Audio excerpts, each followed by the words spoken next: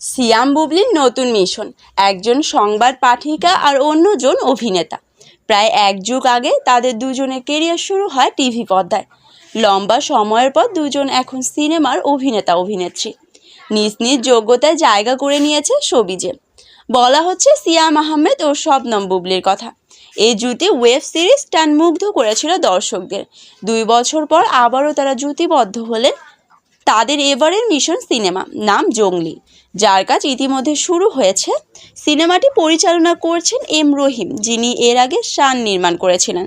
সেই সিনেমার পর আবারও একসঙ্গে কাজ করছেন এই নির্মাতা নায়ক।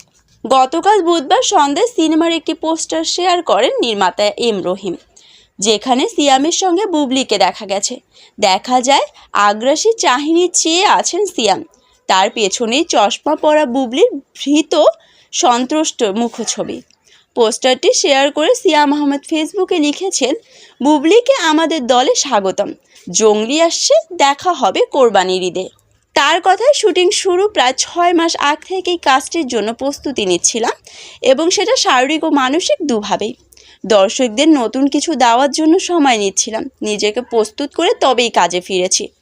জানা গেছে রাজধানীর মোহাম্মদপুরে আদাবরের একটি শুটিং হাউসে এর দৃশ্য ধারণের কাজ চলছে।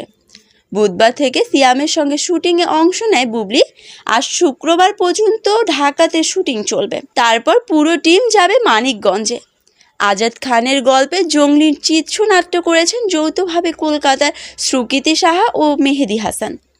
আসছে ঈদের আজহার এটি মুক্তি পাবে।